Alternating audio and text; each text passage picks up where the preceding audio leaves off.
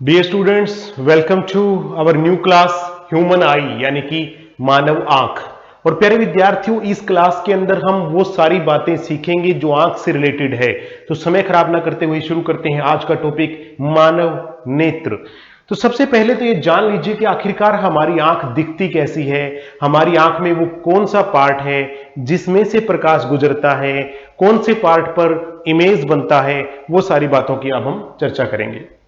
तो प्यारे विद्यार्थियों, अगर मानव की आंख की बात करें तो आंख के अंदर जो लेंस होता है वो उत्तल लेंस होता है। देखिए आपको जो लेंस दिख रहा है ये प्यारे विद्यार्थियों उत्तल यानी कन्वेक्स लेंस है। क्लियर है? यहां से इस लेंस के ऊपर जो परत होती है जिसमें से प्रकाश आंख के अंदर प्रवेश करता है, पहले हम इसको ड्रॉ कर लेते हैं। ये वाली जो परत आपको लेयर दिख रही है जिसमें से प्रकाश आंख के अंदर प्रवेश करता है, उस परत को हम बोलते हैं कॉर्निया। इसको हम क्या बोलेंगे? कॉर्निया। ठीक है, या हिंदी में बोलेंगे संवच मंडल। कई बार तो यही क्वेश्चन एज इट इज ही आया पेपर के अंदर कि आंख का वह कौन सा भाग है जिसमें से प्रकाश मानव नेत्र के अंदर यानी आंख के अंदर प्रवेश करता है, तो वो पार्ट कौन सा है? कॉर्निया यानी संवच मंडल। क्लियर है? उसके बाद यहां पर आपको दिखाई दे रहा होगा ये लेंस होता है प्यारे विद्यार्थियों। लेंस के दोनों तरफ मांसपेशियां होती हैं। ये जो मांसपेशियां आपको दिख रही हैं ये लेंस के दोनों तरफ मौजूद होती हैं। इन मांसपेशियों को हम बोलते हैं ciliary muscles. Ciliary muscles. Ciliary means क्या होता है प्यारे बच्चों? हिंदी में बोलते हैं पक्षमाभी मांसपेशियां। पक्षमाभी मांसपेशियां, सिलरी मसल्स। ठीक है, अब क्वेश्चन यहां पे एक और बन जाता है कि पक्षमाभी मांसपेशियां यानी सिलरी मसल्स का काम क्या है? तो इनका काम होता है लेंस की फोकल लेंथ यानी फोकस दूरी को एडजस्ट करना। ठीक है, क्या करती है? देखिए जैसे मान लीजिए ये वस्तु है जिसको आप देख रहे हैं, तो जैसे जैसे आप वस्तु को नजदीक लेकर के आती है तो पक्षमाभी मांसपेशियां क्या करती हैं? आपके लेंस को दबाना स्टार्ट कर देती है। तो लेंस को दबा दबा के ये क्या कर देती हैं? लेंस जो है इस प्रकार की आकृति में आ जाता है यानी गोलाकार आकृति में हो जाता है। अब जो है वो सिलेंड्रिकल है, लेकिन जैसे जैसे आप किसी ऑब्जेक्ट को नजदीक लाते हैं तो ये फोकल लेंथ यानी फोकस दूरी को एडजस्ट करने के कारण लेंस के आकार को दबाती हैं और दबाने के कारण लेंस जो है गोलाकार हो जाता है। और जैसे ही हम किसी वस्तु को दूर लेके जाते हैं तो ये लेंस को दोबारा से छोड़ देती हैं और लेंस पुनः अपनी वास्तविक स्थिति में आ जाता है, जैसा ये अभी यहां पर आपको दिखाई दे रहा है। तो यानी कि लेंस की फोकस दूरी को एडजस्ट कौन करती है? फोकस दूरी को समायोजित बोल सकते हो कौन करती है? वो करती हैं सिलरी मसल्स यानी पक्षमाभी मांसपेशियां। ये चीज यहां से आपको क्लियर हो जानी चाहिए। ठीक है, इस चीज के आप नोट्स जरूर बनाइएगा प्यारे विद्यार्थियों जो मैं बोल रहा हूं। हालांकि ये पीडीएफ तो मैं आपको दूंगा ही दूंगा, इसके अलावा जो इंपॉर्टेंट चीजें हैं जैसे मैंने अभी आपको बताया कि आंख का वह कौन सा भाग है जिसमें से प्रकाश आंख के अंदर प्रवेश करता है, तो वो कॉर्निया है। ठीक है, दूसरा पॉइंट एक और बता देता हूं कि आंख का वह कौन सा भाग होता है जब नेत्र दान करते समय दान दिया जाता है, तो वो भी कॉर्निया ही है। ठीक है, ये दोनों बातें आपको ध्यान रखनी है। कॉर्निया में से ही प्रकाश प्रवेश करता है आंख में और कॉर्निया ही नेत्र दान करते समय दान में दिया जाता है। उसके बाद यहां पर आपको दिखाई देगा लेंस के ऊपर एक पतली सी परत चढ़ी होती है प्यारे बच्चों। यहां पर मैं आपको दिखाऊंगा, ये देखिए बिल्कुल पतली सी परत होती है लेंस के ऊपर। इस परत को हम क्या बोलते हैं? इसे हम बोलते हैं पुतली। पुतली यानी प्यूपिल। इस परत का काम क्या होता है? इसका काम होता है, एक और पॉइंट आप नोट कीजिएगा, कि ये प्रकाश की मात्रा को नियंत्रित करती है कि कितना प्रकाश आंख में जाना चाहिए कितना नहीं, वो प्यूपिल के ऊपर डिपेंड करता है। अब सपोज कीजिए कि आप एकदम से अधिक प्रकाश से अंधेरे कमरे में आते हैं तो कुछ देर के लिए आपको दिखाई नहीं देता। उसके पीछे कारण होता है कि जब आप प्रकाश से अंधेरे में आते हैं तो प्यूपिल यानी पुतलियां फैलने लगती हैं। आप अपनी आंख को अगर देखोगे प्यारे विद्यार्थियों, मैं आपको यहां पे दिखा देता हूं ताकि आपको हर बातें अच्छे से समझ में आ जाए, ये आपकी आंख है, ये जो बीच का जो हिस्सा होता है इसे आप आइरिस बोलते हैं, और इसके अंदर प्यारे बच्चों ये होती है पुतली। ठीक है, अंधेरे में इसका आकार ऐसा होता है, अंधेरे में, यानी प्यूपिल का आकार, पुतली का आकार काफी बड़ा होता है। और यही प्यूपिल जब मैं आपको दिखाऊंगा प्रकाश में तो ये बहुत ही छोटी हो जाती है। प्रकाश में पुतली का आकार कितना हो जाता है, बहुत ही छोटा हो जाता है। ये आप करके भी देख सकते हैं। जब कभी भी आप टीवी सीरियल वगैरह देखते हो तो आपने देखा होगा कि जब किसी की धड़कन रुक जाती है तो डॉक्टर को बुलाते हैं और डॉक्टर टॉर्च से उसकी आंख के अंदर प्रकाश डालता है। अगर उसकी प्यूपिल का आकार सिकुड़ रहा है, यानी कि प्यूपिल का आकार छोटा हो रहा है टॉर्च मारने पर, तो इसका मतलब वो व्यक्ति अभी भी जिंदा है। अदरवाइज अगर प्यूपिल में बिल्कुल भी हलचल नहीं हो रही है तो व्यक्ति की जो है वो जान निकल चुकी है। तो ये सब बातें प्यूपिल यानी पुतली से ही हमें पता लगती हैं। ठीक है, हर बातें एकदम बिल्कुल नीट एंड क्लीन और साफ साफ हम आपको बताएंगे ताकि आपके दिमाग में वो बातें हमेशा के लिए रहें। तो ये काम किसका होता है प्यारे बच्चों, पुतली का, जो अंधेरे में फैल जाती हैं, और जब एकदम से आप बहुत ज्यादा प्रकाश में जाते हैं तो ये प्यूपिल सिकुड़ भी जाती है ताकि आपको अधिक प्रकाश में भी देखने में असुविधा न हो। ठीक है ना, हालांकि कुछ सेकंड का टाइम वो होता है जब आपको वो चीजें दिखाई नहीं देती। प्रकाश से अंधेरे में आए तो कुछ सेकंड तक तब भी आपको नहीं दिखता, कारण वो समय पुतली का फैलने में लिया जाने वाला समय होता है। इसी प्रकार से जब आप अंधेरे से प्रकाश में जाते हो तभी भी आपकी आंखें चुंधिया जाती हैं, कुछ टाइम के लिए आप अपनी आंखों को फड़फड़ाते रहते हैं। कारण यह होता है कि वो समय भी पुतली सिकुड़ने का समय ले रही होती है ताकि आप अधिक प्रकाश में भी वस्तुओं को देख पाओ। तो ये चीजें आपने ध्यान में रखनी है। अब मैंने आपको ये तो बता दिया कि प्यूपिल ही है जो अंधेरे में फैलती है और प्रकाश में सिकुड़ती है, लेकिन कौन इसको सिकुड़ता और फैलाता है उस चीज के ऊपर गौर करते हैं। तो प्यारे बच्चों, यहां पर एक और मांसपेशियां होती हैं जिन्हें हम बोलते हैं आइरिस। क्या बोलते हैं, आइरिस। आइरिस आंख के अंदर जो काले रंग का आपको यहां पे दिखता होगा, काले रंग का, ब्लैक कलर का, सभी के किसी में ब्राउन होता है, किसी किसी में, ज्यादातर लोगों में इंडियन के अंदर ब्लैक कलर का होता है। तो जो ब्लैक कलर का भाग होता है आंख के अंदर वो आइरिस होता है, और उस ब्लैक कलर के भाग के अंदर एक और गोलाकार भाग होता है वो पुतली होता है। ठीक है, क्लियर होगी ना बात। ये जो है आइरिस है और आइरिस के अंदर जो है वो है पुतली है। तो यहां पर दोनों तरफ पुतली के मांसपेशियां होती हैं प्यारे बच्चों, जिसे हम क्या बोलते हैं, आइरिस बोलते हैं। क्या बोलते हैं इसको, आइरिस।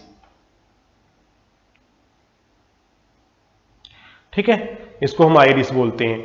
उसके बाद क्या होगा कि आंख के कोर्निया में से प्रकाश प्रवेश करके लेंस से गुजरता हुआ इस भाग पर पहुंचता है, लास्ट वाले भाग पर, और इस भाग को हम बोलते हैं आंख का पर्दा यानी कि रेटिना। इसको हम क्या बोलेंगे, रेटिना, या हिंदी में हम इसको दृष्टि पटल भी बोल सकते हैं। तो ये एक और क्वेश्चन यहां से बनकर के आ गया है कि आंख का वह मानव नेत्र का वह कौन सा भाग है जहां पर वस्तुओं के प्रतिबिंब बनते हैं। तो वह भाग है रेटिना यानी कि दृष्टि पटल। ये चीज क्लियर है ना, रेटिना यानी कि दृष्टि पटल। लेकिन अब देखिए, जो कुछ भी प्रतिबिंब बनते हैं रेटिना के ऊपर वो सीधे नहीं बनते। जैसे सपोज करो आपको ये पेन दिख रहा है प्यारे बच्चों, ये पेन सीधा दिख रहा है आपको, ठीक है, लेकिन आपके रेटिना पर प्रतिबिंब हमेशा कैसे बनते हैं, उल्टे, सीधे ना बनकर के कैसे बनते हैं, उल्टे बनते हैं। फिर आपको सीधा दिखता कैसे है, तो उसके पीछे का कारण भी मैं आपको बता देता हूं। रेटिना से तंत्रिका कोशिका जो प्रतिबिंब रेटिना के ऊपर बना उसको मस्तिष्क तक लेकर के जाती है। इस तंत्रिका कोशिका का नाम है दृष्टि तंत्रिका।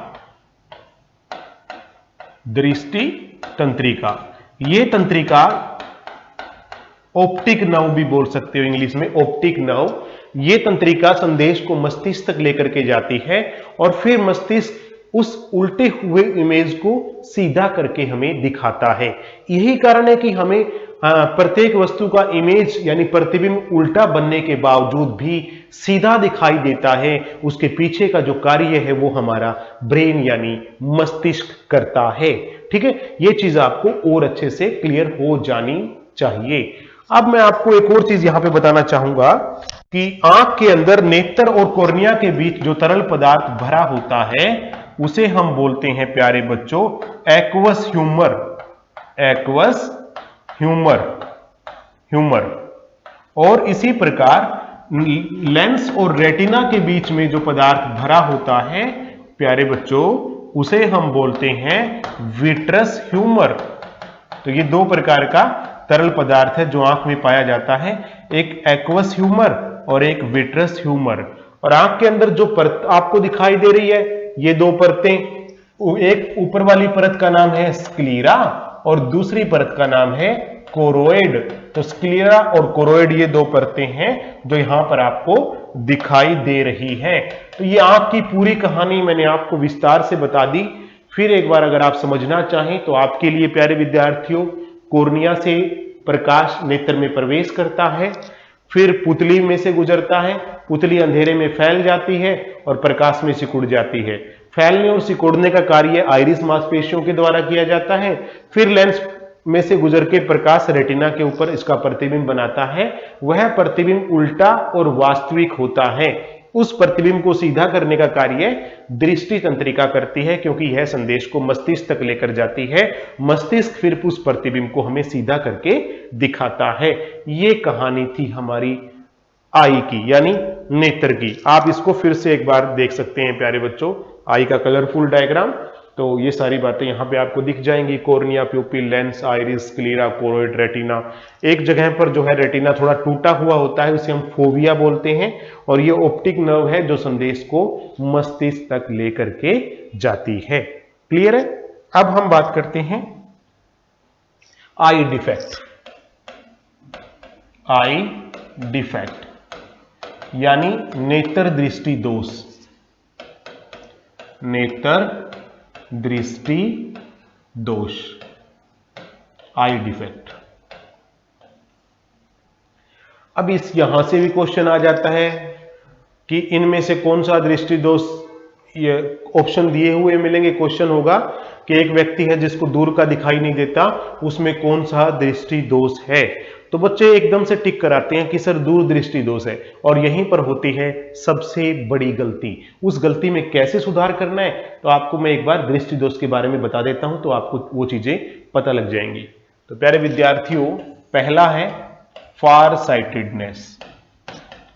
फार साइटेडनेस, इसका दूसरा नाम हाइपरमेट्रोपिया भी है। हाइपरमेट्रोपिया, कई बार ना हाइपरमेट्रोपिया ही दिया होता है पेपर में। अब बच्चों ने पढ़ा ही नहीं होता हाइपरमेट्रोपिया क्या है। हिंदी में भी वही, इंग्लिश में भी वही। वैसे हिंदी में इसको दूरदृष्टि दोष कहते हैं, हाइपरमेट्रोपिया को दूरदृष्टि दोष। अब होता क्या है दूरदृष्टि दोष में, हाइपरमेट्रोपिया में? इसमें दूर की वस्तुएं तो साफ दिखाई देती हैं, दूर की वस्तुएं साफ दिखाई देती हैं,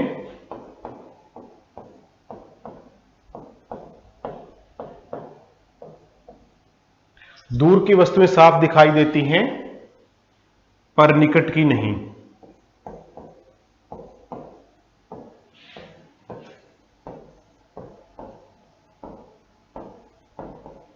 ठीक है, दूर की वस्तुएं साफ दिखाई देती हैं पर निकट की नहीं। तो ऐसा क्यों होता है कि आपको हाइपरमेट्रोपिया यानी फार साइटेडनेस हो जाता है? पहली बात तो यहां से क्लियर हो जानी चाहिए कि जैसा नाम वैसा काम नहीं है इसका। ज्यादातर में जैसा नाम वैसा काम होता है। दूर दृष्टि दोष में बच्चे टिक कराते हैं कि दूर का नहीं दिखता, लेकिन इसके उल्टा है, दूर का दिखता है पर निकट का दिखाई नहीं देता। ये क्लियर कर लेना। होता क्यों है ऐसा? होता इसलिए है, इसमें ऐसा इसलिए होता है प्यारे बच्चों, क्योंकि जो भी प्रतिबिंब बनना चाहिए, मैंने आपको बताया था, वो कहां बनना चाहिए? रेटिना के ऊपर बनना चाहिए। इसको थोड़ा दोबारा ड्रॉ करते हैं।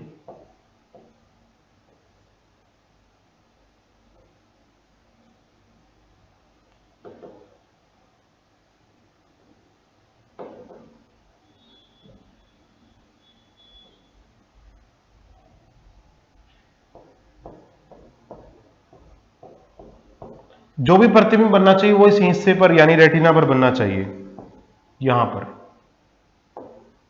ठीक है, तभी आपको साफ दिखाई देगा। अब होता क्या है, दूरदृष्टि दोष में जो प्रतिबिंब बनता है ना वस्तु का प्यारे बच्चों, वो बनता है रेटिना के आगे, रेटिना के आगे बनता है। तो उस कारण से यहां पर प्रतिबिंब न बनने के कारण आपको वो वस्तु दिखाई नहीं देती। तो इसमें क्या करते हैं हम, इसमें लगाते हैं उत्तल लेंस, इसे उत्तल लेंस लगाकर ठीक किया जाता है।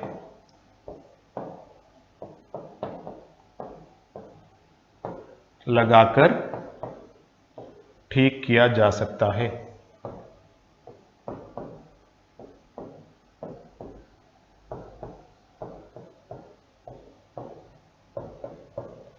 ऐसा क्यों उत्तल लेंस लगा करके ठीक क्यों किया जा सकता है? क्योंकि जो उत्तल लेंस होता है प्यारे बच्चों, उत्तल लेंस की क्या खास बात होती है, जैसे यहां पर उसके उत्तल लेंस लगा दिया उन व्यक्तियों में जिनमें क्या था, दूरदृष्टि दोष था। तो उत्तल लेंस की क्या खास बात होती है कि यह प्रकाश को सिकोड़ देता है, सिकोड़ देता है। मान लो प्रकाश आगे जा रहा है तो उससे पहले प्रकाश की किरणें मिल जाएंगी, यह काम उत्तल लेंस का होता है।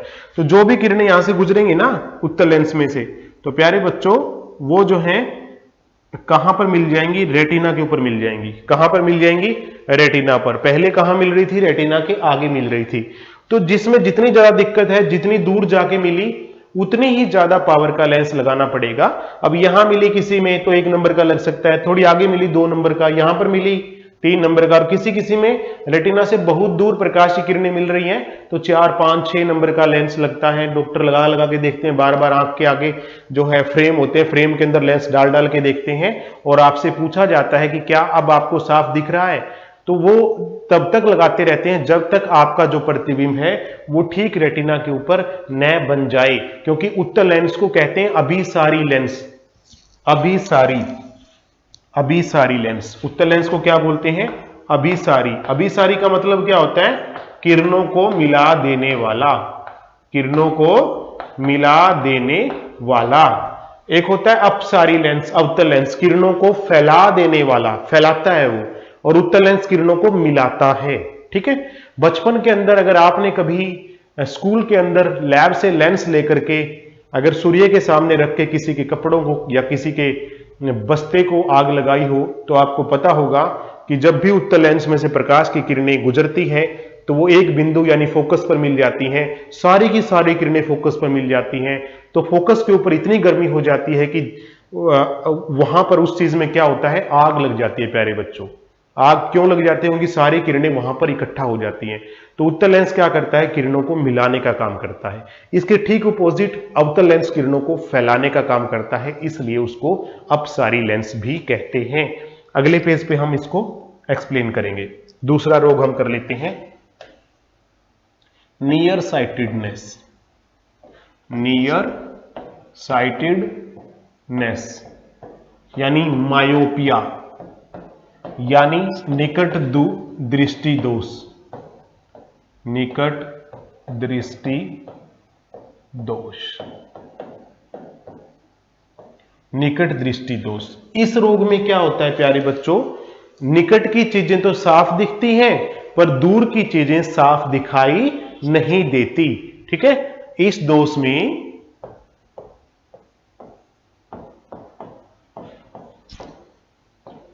निकट की वस्तुएं तो साफ दिखाई देती हैं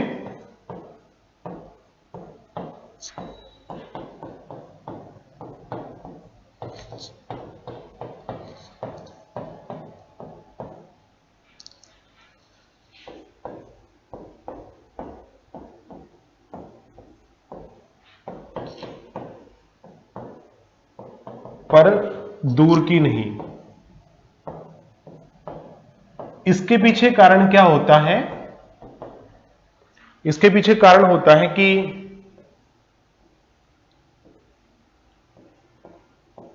वस्तुओं का प्रतिबिंब लेंस में से गुजर करके रेटिना पर न बनकर रेटिना से पहले बन जाता है। देखिए रेटिना यहां पर है, इस जगह पर, लेकिन यहां तक तो किरणें पहुंची ही नहीं, उससे पहले ही मिल गई। तो इस रोग को कैसे उपचारित करते हैं?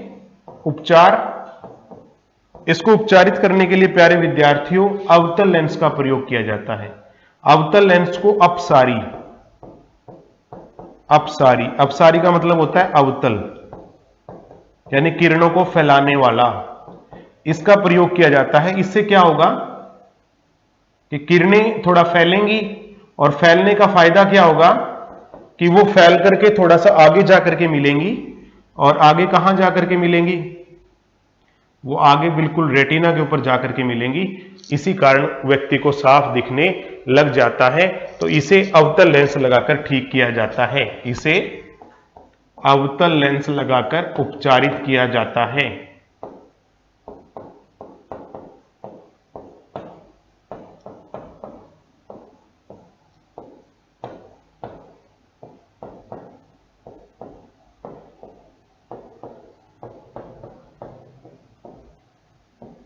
इसे अवतल लेंस लगाकर ठीक किया जाता है। तो ये था निकट दृष्टि दोष। अब है नेक्स्ट प्रेसबायोपिया।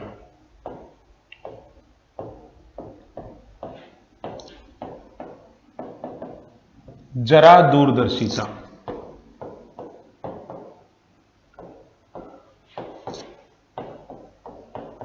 ठीक है, उम्र के साथ साथ ये दिक्कत आती है कि न तो निकट का साफ दिखाई देता है और न ही दूर का साफ दिखाई देता है। तो उसे हम क्या बोलते हैं? जरा दूरदर्शिता।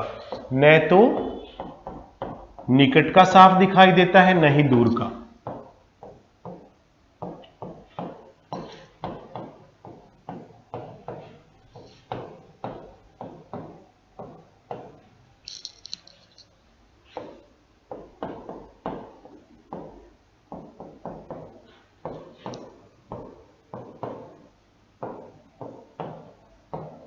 ठीक है, तो इसमें हम क्या करते हैं, कई बार आपने देखा होगा जो बैंक कर्मी है या फिर कोई मुनीम है, वो इस प्रकार का लेंस इस्तेमाल करता है। देखिए इस प्रकार का, बीच में लाइन होती है प्यारे बच्चों, चश्मा जो वो यूज करता है उसके बीच में लाइन होती है। ठीक है, ऐसा वो यूज करता है प्यारे बच्चों। अब क्यों करता है ऐसा इस प्रकार का लेंस, उसके पीछे का कारण आप समझिए और जानिए। इसमें दोनों लेंस होते हैं। ऊपर का जो लेंस होता है वो दूर की वस्तुओं को देखने के लिए, और नीचे का जो लेंस होता है वो नीचे वाली वस्तुओं को देखने के लिए यूज करते हैं। अगर ऐसा लेंस नहीं लगाते और दोनों चीजें नहीं दिख रही, तो फिर वो क्या करते हैं, लेंस को नाक के बिल्कुल आगे वाले हिस्से यानी यहां पर टिका लेते हैं। उससे क्या होता है, अगर नीचे का देखना हो तो वो चश्मे में से देखेंगे और ऊपर का बिना चश्मे के देखते हैं।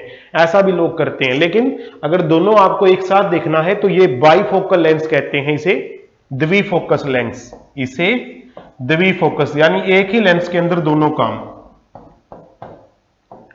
लेंस लगाकर ठीक किया जाता है।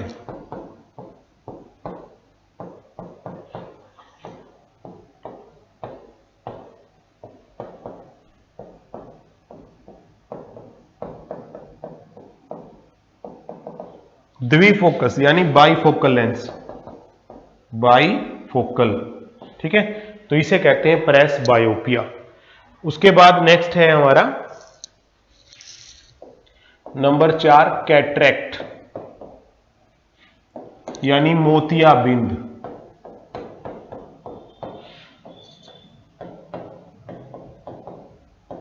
ठीक है, धुंधला दिखने लग जाना, धुंधला दिखने लग जाना,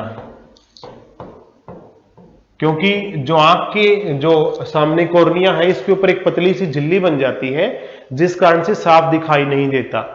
तो उसे बोलते हैं मोतियाबिंद, धुंधला दिखने लग जाना। तो इसे ऑपरेशन करके उपचारित किया जाता है, इसे ऑपरेशन करके उपचारित किया जाता है।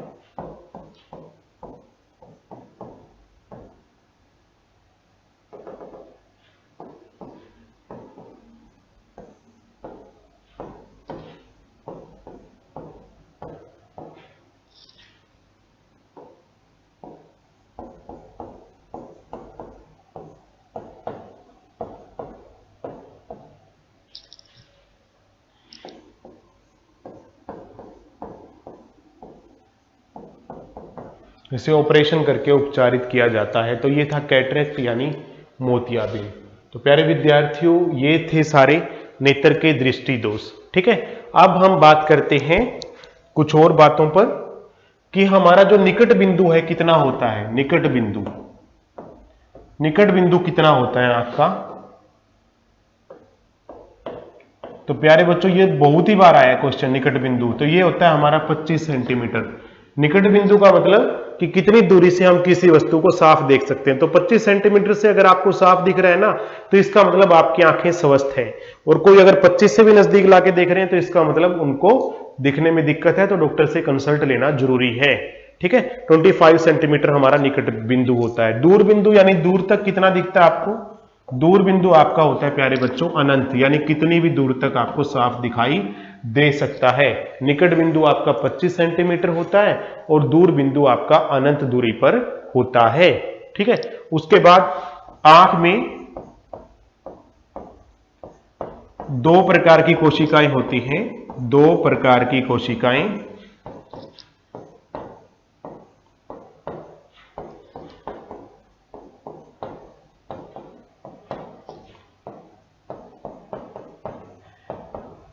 नंबर 1 रोड सेल, रोड कोशिका यानी स्तंभ कोशिका।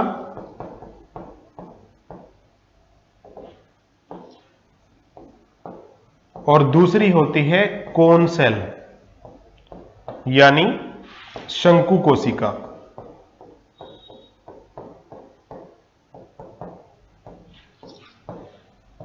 स्तंभ कोशिका किसको नियंत्रित करती हैं। प्रकाश की तीव्रता को।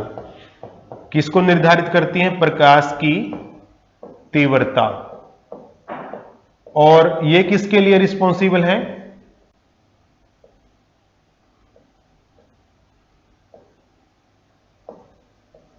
प्रकाश की तीव्रता। मैं यहां पे दोबारा लिख देता हूं क्योंकि आगे जो है स्पेस खत्म हो गया।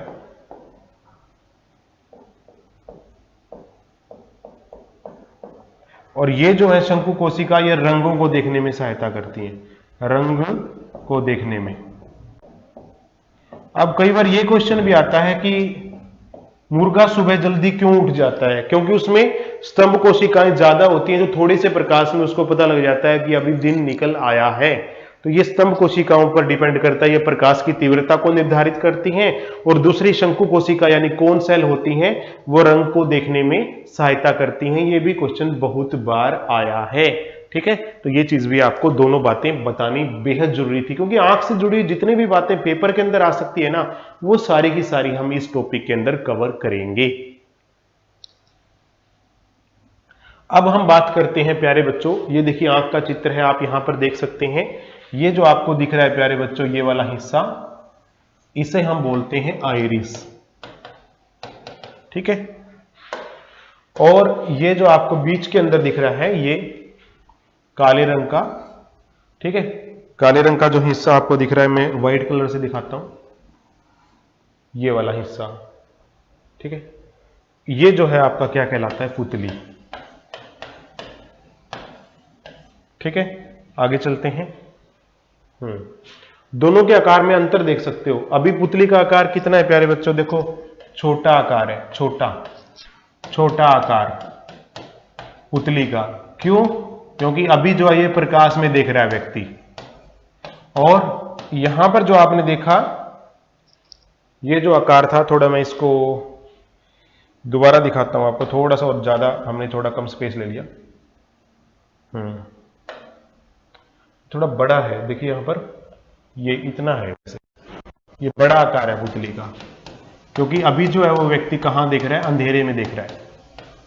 तो ये चीजें भी आपको बता देता हूं कि छोटा आकार और बड़ा आकार पुतली का कब होता है, अंधेरे में बड़ा हो जाता है, और अगर अधिक प्रकाश में देख रहा हो तो वो पुतली का आकार क्या हो जाता है, छोटा हो जाता है। ठीक है, ये कब होता है, अंधेरे में। ठीक है, और ये कब होता है, प्रकाश में।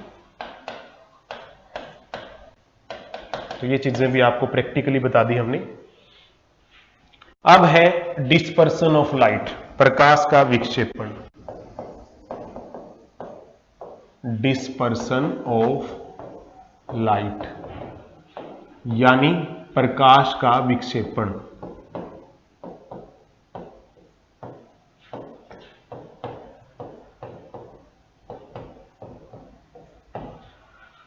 ये क्या होता है, प्रकाश जब कभी भी प्रिज्म में से गुजरता है तो 7 रंगों में विभाजित हो जाता है, इसे हम बोलते हैं प्रकाश का विक्षेपण।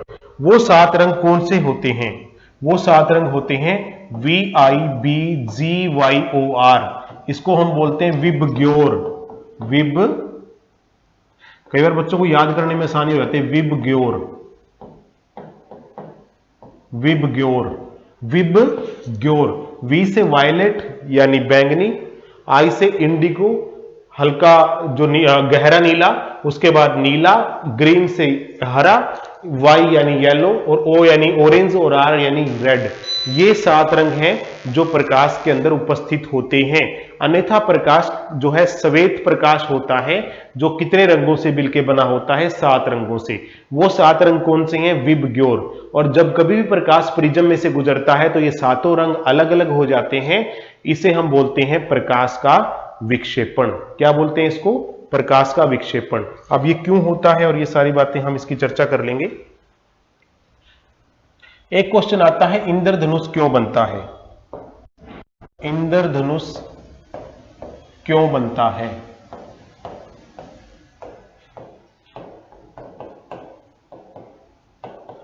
क्यों बनता है प्यारे बच्चों?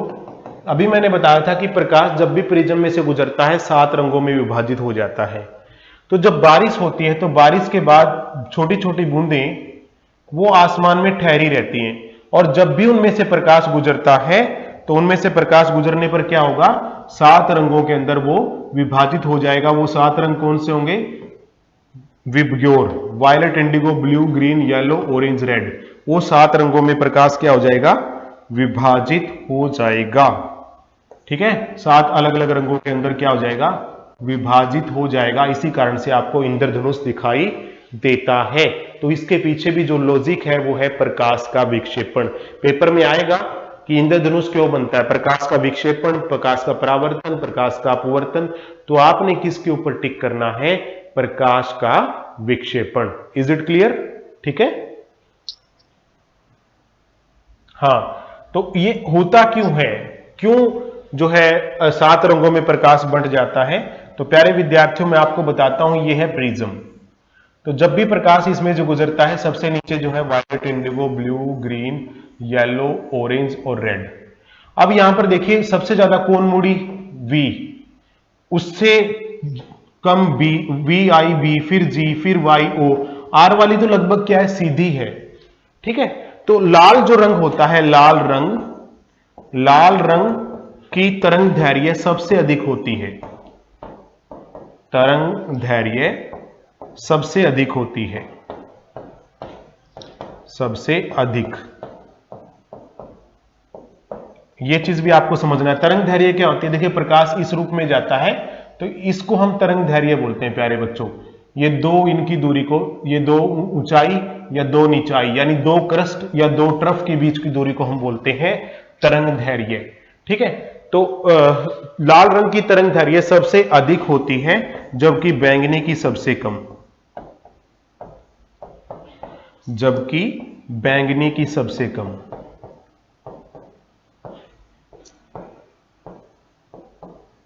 ठीक है, तो अधिक तरंग दैर्घ्य वाला क्या होता है कि कम उड़ता है प्यारे बच्चों, वो सीधा ही रहता है।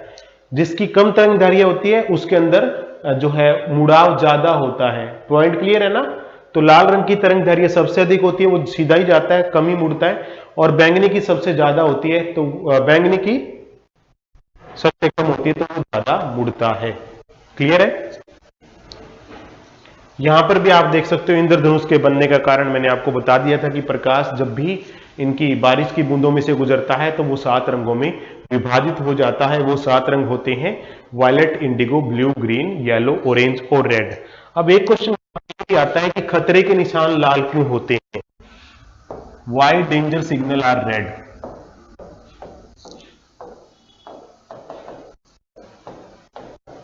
आर रेड क्यों होते हैं खतरे के निशान लाल?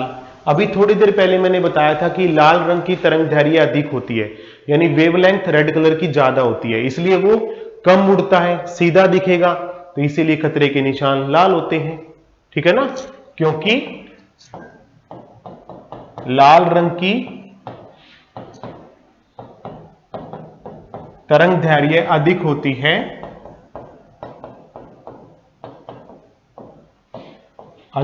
है, इसलिए इसमें प्रकीर्णन कम होता है, इसलिए इसमें प्रकीर्णन कम होता है।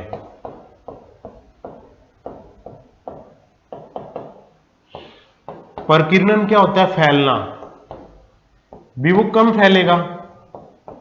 जब तरंग दैर्घ्य अधिक होगी तो कम फैलेगा ना, और कम फैलेगा तो क्या होगा? वो दूर तक दिखेगा। इसलिए लाल रंग जो होता है वो आंधी, तूफान, बरसात या किसी भी मौसम के अंदर दूर से दिख जाता है, इसी कारण से खतरे के निशान को लाल रखा जाता है। अब क्वेश्चन पेपर में क्या आता है? खतरे के निशान लाल होते हैं, इसके पीछे कौन सा सिद्धांत काम करता है प्रकाश का? परावर्तन, विक्षेपण, प्रकीर्णन या अपवर्तन? तो आपने प्रकीर्णन को ही टिक करना है। कौन सा? प्रकाश के प्रकीर्णन के कारण ऐसा होता है। इज इट क्लियर है ना? नेक्स्ट, अब व्हाई स्काई अपीयर्स ब्लू, आकाश नीला क्यों दिखता है? इसके पीछे भी कारण यह है कि जो नीला रंग है उसकी तरंग दैर्घ्य कम होती है, वो सारी जगह फैल जाता है पूरे आसमान में, इसलिए आसमान आपको नीला दिखाई देता है। तो इसके पीछे भी जो लॉजिक है वो क्या है? प्रकीर्णन यानी फैलना। तो इसके पीछे लॉजिक क्या है? नीले रंग की तरंग दैर्घ्य कम होती है,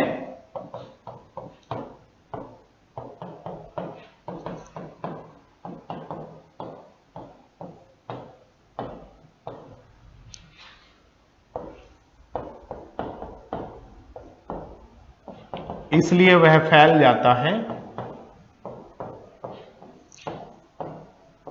पूरे आकाश में, फैल जाता है।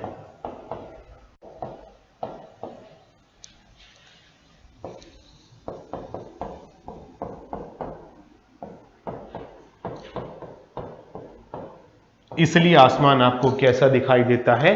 नीला दिखाई देता है। तो लॉजिक आपको समझ में आ गया। इसके पीछे का भी जो कारण है वो क्या है? प्रकाश का प्रकीर्णन। क्लियर है ना? नेक्स्ट क्वेश्चन, सुबह और शाम को जो सूर्य है वो लाल क्यों दिखाई देता है? अगला क्वेश्चन, सुबह और शाम को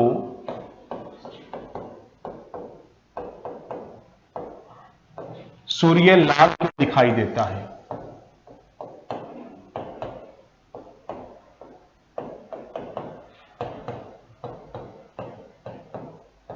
इसके पीछे क्या कारण है कि सुबह और शाम को पृथ्वी की सूर्य से दूरी अधिकतम होती है। देखिए यहां पर कितनी दूरी है?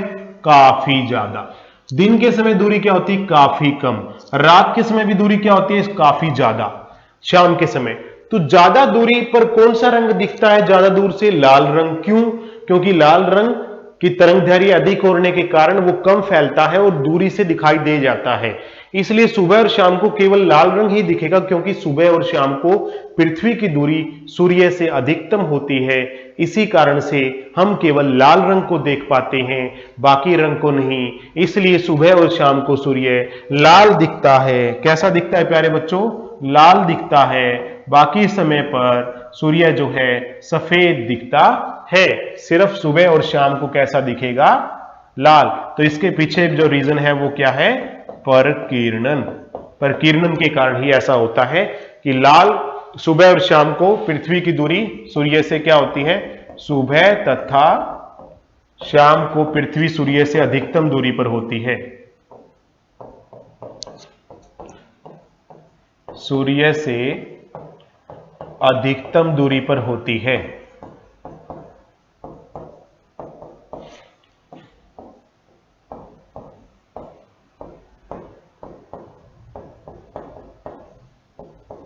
होती है, इसलिए हमें केवल लाल रंग ही दिखाई देता है।